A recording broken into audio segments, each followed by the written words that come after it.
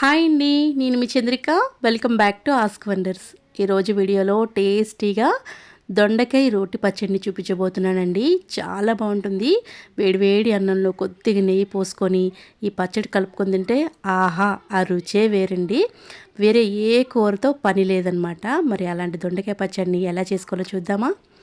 ముందుగా ఒక ప్యాన్ తీసుకొని 3 టేబుల్ స్పూన్ల వరకు పల్లీలు తీసుకోండి. ఈ పల్లీలు లైట్గా పొట్టు వదిలేస్తే సరిపోతుందనమాట. అలాగా ఒక 2 మినిట్స్ ఫ్రై చేసుకుంటే మనకి ఈజీగా పొట్టు వదిలేస్తుంది అనమాట. మరీ మాడిపోనివ్వకుండా చక్కగా ఇలా తీసుకొని పక్కన పెట్టేసేయండి. ఇప్పుడు అదే ప్యాన్లోకి కొద్దిగంత ఒక టేబుల్ స్పూన్ ఆయిల్ వేయండి. ఇక్కడ నేను 10-15 వరకు పచ్చిమిర్చిని మీ కారానికి తగ్గట్టు చూసి వేసుకోండి. నాకైతే 10-15 వరకు కట్ చేసుకొని వేసుకున్నాను. మీరు కారం కొంచెం తక్కువ తినాలి అనుకుంటే పచ్చిమిర్చిని తగ్గించుకోండి. ఇప్పుడు లైట్గా పచ్చిమిర్చిని వేయించుకున్నాం కదా, ఈ పచ్చిమిర్చిని కూడా తీసేసి పక్కన పెట్టుకోవాలన్నమాట. ఇప్పుడు అదే పాండీలోకి మరొక టేబుల్ స్పూన్ వరకు ఆయిల్ వేయండి. 1 లేదా 2 టేబుల్ స్పూన్ వరకు ఆయిల్ వేయండి. ఆయిల్ కొంచెం హీట్ ఎక్కిన తర్వాత 1 టేబుల్ స్పూన్ ధనియాలు, 1 టేబుల్ స్పూన్ జీలకర్ర వేసి దోరగా వేగనివ్వండి. లో ఫ్లేమ్లో పెట్టి ఈ దినుసుల్ని చక్కగా వేయించిన తర్వాత 1/2 కిలో దొండకాయల్ని ఇలా కట్ చేసుకోవాలండి.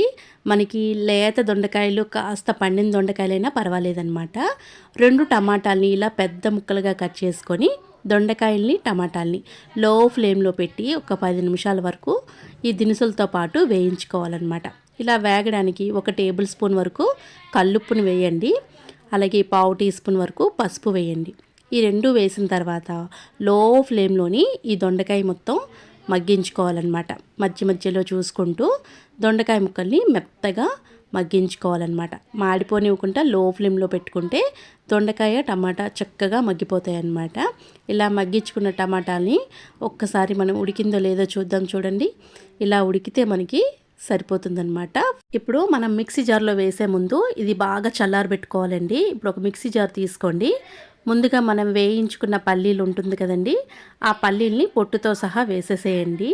ఇప్పుడు వీటిని బరకగా గ్రైండ్ చేసుకోవాలి. మరీ మెత్తగా కాకుండా కాస్త పల్స్ మోడ్లో ఇచ్చుకుంటూ చక్కగా మనం బరకగా గ్రైండ్ చేసుకోవాలన్నమాట.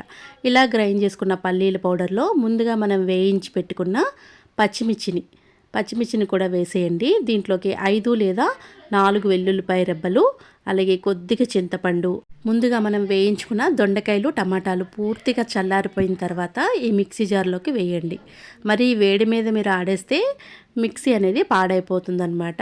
పూర్తిగా చల్లారిపోయిన తర్వాత జస్ట్ పల్స్ మోడ్లోని మనం ఈ పచ్చడి మొత్తాన్ని కూడా గ్రైండ్ చేసుకోవాలి. మరీ మెత్తగా ఉంటే రోటి పచ్చడి టేస్ట్ అయితే రాదు కాబట్టి కొద్దిగా బరకపెట్టి ఆడించుకోండి. ఇప్పుడు దీంట్లోకి 1 కప్పు వరకు ఆనియన్స్ వేయండి. పెద్ద ముక్కలుగా కట్ చేసి వేయండి. అలాగే గుప్పెడంత కొత్తిమీర కూడా వేసుకొని మళ్ళీ పల్స్ మోడ్లోని ఇది గ్రైండ్ చేసుకోవాలి. అక్కడక్కడ మనకి ఆనియన్స్, కొత్తిమీర లీవ్స్ అన్నీ బాగా కనబడుతూ ఈ పచ్చడి రోటి పచ్చడిలాగే వస్తుందన్నమాట. ఇప్పుడు ఈ పచ్చడిని తాలింపు వేసుకుందాం. 3 టేబుల్ స్పూన్లు కానీ 2 టేబుల్ స్పూన్లు కానీ ఆయిల్ వేయండి. దీంట్లోకి 1 టేబుల్ స్పూన్ వరకు పోపులు, 4 లేదా 3 ఎండుమిర్చి, కొద్దిగా కరివేపాకు, వీటన్నిటిని కూడా లో ఫ్లేమ్లో పెట్టి తాలింపు అంతా కూడా బాగా వేయించుకోవాలి. ఇప్పుడు ఈ తాలింపు వేగిన తర్వాత ముందుగా మనం గ్రైండ్ చేసి పెట్టుకున్న దొండకాయని పచ్చడిని మొత్తం కూడా వేసేసి ఒక 1 మినిట్ వరకైనా ఈ పోపులోని మనకి పచ్చడిని వేయించుకోవాలి. వేయించుకుంటే లోపల పోపు అంతా బాగా పచ్చడికి బాగా పట్టి చాలా బాగుంటుందన్నమాట. చూసారు కదా, వేడి వేడి అన్నంలో ఈ పచ్చడి వేసుకొని తింటే వేరే ఏ కూరతో పనే లేదనమాట. అంత రుచిగా ఉంటుందన్నమాట. దొండకాయ వేగడానికి టైం ఎక్కువ పడుతుంది కదా, పచ్చడి మాత్రం చాలా సింపుల్గా తొందరగా చేసుకోవచ్చు అనమాట. చూసారు కదా, పచ్చడి నచ్చితే మీరు కూడా ట్రై చేయండి. ట్రై చేసి మీకు ఎలా కుదిరిందో నాతో కింద కామెంట్ సెక్షన్లో కామెంట్ చేయండి. నాకైతే పర్ఫెక్ట్గా బాగా కుదిరింది, చాలా బాగా నచ్చిందనమాట.